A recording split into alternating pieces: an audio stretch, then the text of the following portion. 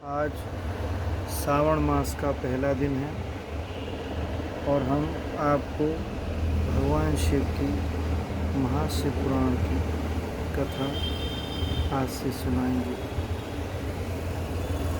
भगवान शिव के अवधूतेश्वर अवतार की कथा और उसकी महिमा का वर्णन आप करिए। नंदीश्वर कहते हैं, सनत कुमार, अब तुम परमेश्वर शिव के अवधूतेश्वर नामक अवतार का वर्णन सुनो,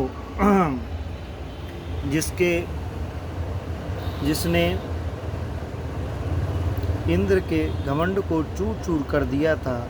पहले की बात है, इंद्र संपूर्ण देवताओं तथा बृहस्पति को साथ लेकर भगवान शिव का दर्शन करने के लिए कैलाश पर्वत पर गए। उस समय बृहस्पति और इंद्र के सुभागन की बात जानकर भगवान शंकर उन दोनों की परीक्षा लेने के लिए अवधूत बन गए। उनके शरीर पर कोई वस्त्र नहीं था। वे प्रज्वलित अग्नि के समान तेजस्वी होने के कारण महाभयंकर जान पड़ते थे। उनकी आकृति बड़ी सुंदर दिखाई देती थी। वे राह रोक कर खड़े थे। बृहस्पति और इंद्र ने शिव के समीप जाते समय देखा कि एक अद्भुत शरीरधारी पुरुष रास्ते के बीच में खड़ा है।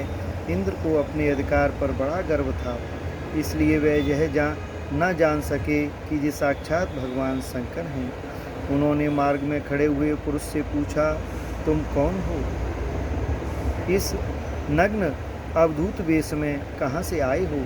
तुम्हारा नाम क्या है? सब बातें ठीक ठीक बताओ, देर ना करो। भगवान शिव अपने स्थान पर हैं या इस समय कहीं अन्यत्र गए हैं? मैं देवताओं तथा गुरुजी के साथ उन्हीं के दर्शन के लिए जा रहा हूँ। इंद्र के बारंबार पूछने पर भी भगवान कौतुक करने वाले अहंकारहारी महायोगी त्रिलोकीनाथ शिव कुछ न बोले, चुप ही रहे। तब अपने ऐश्वर्य का घमंड रखने वाले देवराज इंद्र ने रोष में आकर उस जटाधारी पुरुष को फटकारा और इस प्रकार कहा। इंद्र बोले, अरे मूढ़ दुर्मते, तू बार बार पूछने पर भी उत्तर नहीं देता है, अतः तुझे वज्र से मारता हूँ। देखो कौन तेरी रक्षा करता हूँ। ऐसा कहकर उस दिगंबर पुरुष की ओर क्रोधपूर्वक देखते हुए इंद्र ने उसे मार डालने के लिए वज्र उठाया। यह देख भगवान शंकर ने शीघ्र ही उस वज्र का स्तंभन कर दिया। उनकी बाँह अकड़ गई, इसलिए वे वज्र का प्रहार ना कर सके।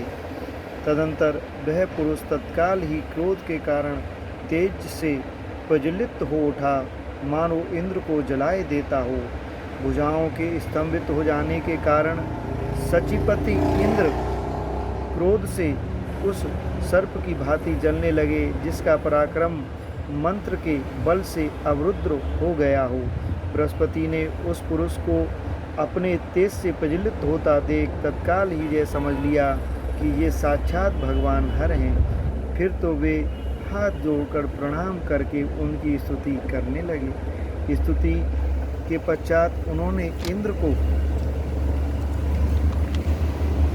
उनके चरणों में गिरा दिया और यह कहा, दीनानाथ महादेव, यह इंद्र आपके चरणों में पड़ा है। आप इसका और मेरा उद्धार करें। हम दोनों पर कृपा करें, नहीं प्रेम करें। हम दोनों पर क्रोध नहीं, प्रेम करें। महादेव, शरणागत इंद्र की रक्षा कीजिए। आपके ललाट से प्रकट हुई यह आग इन्हें जलाने के लिए आ रही है। बृहस्पति की यह बात सुनकर अवधूत वेशधारी करुणा सिंधु शिव ने हंसते हुए कहा, अपने नेत्र से रोष वंश बाहर निकली हुई अग्नि को मैं पुनः कैसे धारण कर सकता हूँ? क्या सर्प अपनी छोड़ी हुई केंचुअल को फिर ग्रहण करता है?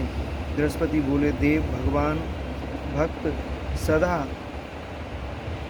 ही कृपा के पात्र होते हैं। आप अपने भक्त वत्सल नाम को चरितार्थ कीजिए और इस भयंकर तेज को कहीं अन्यत्र डाल दीजिए। रुद्र ने कहा, देवगुरु, मैं तुम पर प्रसन्न हूँ, इसलिए उत्तम वर देता हूँ। इंद्र को जीवन दान देने के कारण आज से तुम्हारा एक नाम जीव भी होगा। मेरे ललाटवती नेत्र से जो यह आग प्रकट हुई है, इसे देवता नहीं सह सकते, अतः इसको मैं बहुत दूर छोड़ूंगा, जिससे यह इंद्र को पीड़ा ना दे सके। ऐसा कहकर अपने तेज स्वरूप उस अद्भुत अग्नि को हाथ में लेकर भगवान शिव ने क्षार समुद्र में फेंक दिया।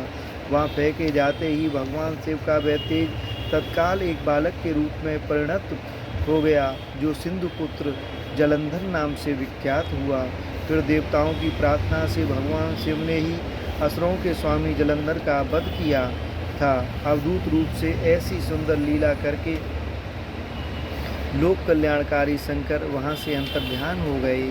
फिर सब देवता अत्यंत निर्भय एवं सुखी हुए। इंद्र और बृहस्पति भी उस भय से मुक्त हो उत्तम सुख के भागी हुए, जिसके लिए उनका आना हुआ था। वह भगवान शिव का दर्शन पाकर कृतार्थ हुए। इंद्र और बृहस्पति प्रसन्नतापूर्वक अपने स्थान को चले गए। सनत कुमार, इस प्रकार मैंने तुमसे परमेश्वर शिव के अवधूतेश्वर नामक अवतार का वर्णन किया है, जो दुष्टों को दंड एवं भक्तों को परम आनंद प्रदान करने वाला है। यह दिव्य आख्यान पाप का निवारण करके यश, स्वर्ग, भोग, मोक्ष तथा संपूर्ण मनोवांछित फल की प्राप्ति करने वाला है। जो प्रतिदिन एकाग्रचित्त हो इसे सुनता है, सुनाता है, वह यह लोक में संपूर्ण सुखों का भोग करके अंत में शिव की गति प्राप्त करता है। मैंने आप लोगों को भगवान शिव के अवधूतेश्वर नामक अवतार की कथा सुनाई है। यदि आप प्रतिदिन भगवान शिव की महाशिव पुराण की कथा सुनना चाहते हैं तो लाइक करें। जय बोले।